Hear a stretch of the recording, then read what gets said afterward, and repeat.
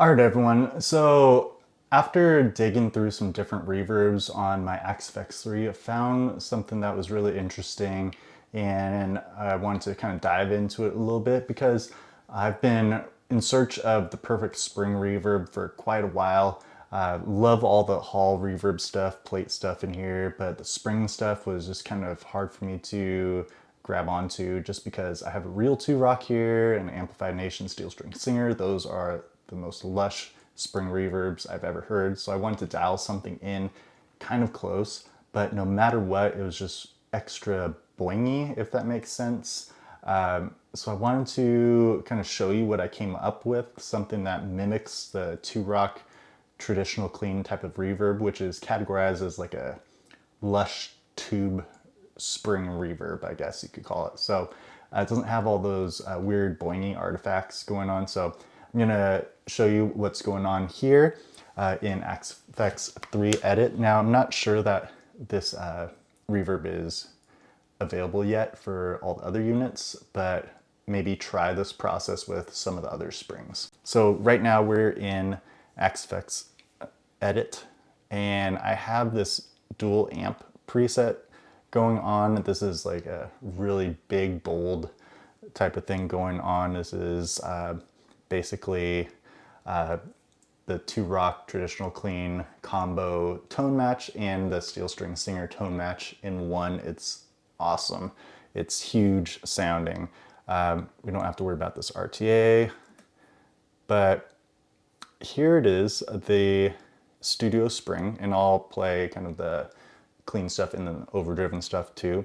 I have it at the end of the chain, and kind of what I've found is you have to work with the input gain, the mix a little bit, and then somewhere right here in advance is the input diffusion, and that kind of, to me, it smooths things out a little bit. It doesn't sound so grainy. So here is what it's going to sound like at my mix and decay settings, but let's go to kind of what it would sound like by itself at stock settings. So let's go right about here-ish and right about here. Let's double check.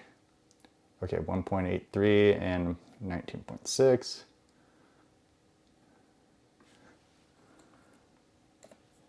And then 19.6 right here. And then let's give it a little bit of pre-delay and take a listen, and I think you'll know what I mean.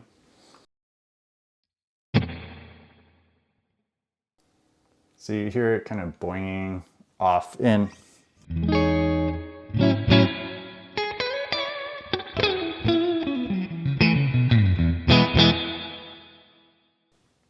And it sounds great. I like that a lot, but it just doesn't sound like the 2-rock that I have. So compared to that to what I got going on, so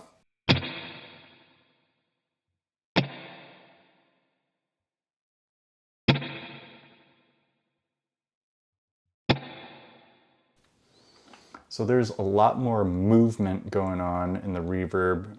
You just hear all the springs going on. So here's what I did. Let's start here. Just mess with the time, the mix, pre-delay, and then the input gain so I can mix in some more dry. Advanced, I'm messing with the input diffusion right here. You might have to find your personal taste, but this really smoothed things out. And then I brought the high cut up, I believe. Oh, I brought it down. Okay. So I brought it down just to kind of darken it up just a little bit so it wasn't too in your face. Nothing in the ducker, and the springs I think I kept the same.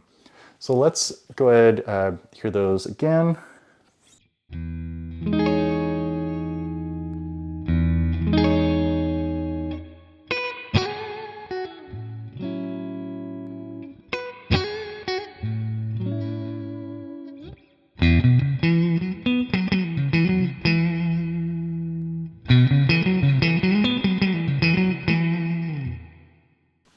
So a lot more artifacts going on. Then let's hear it with just a little bit of drive going on.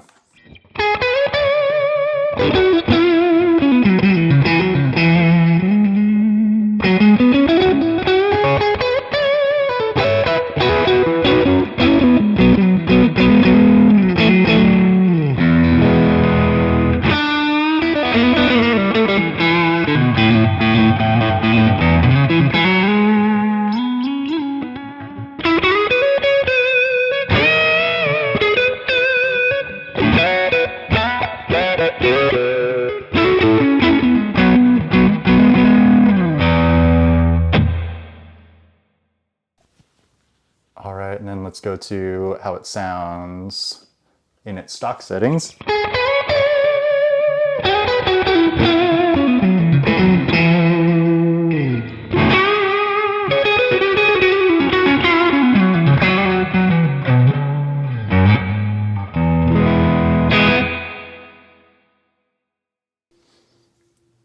Okay, so really just too much, but give that a try. Just a quick tutorial for you today. Just want you to experiment with it.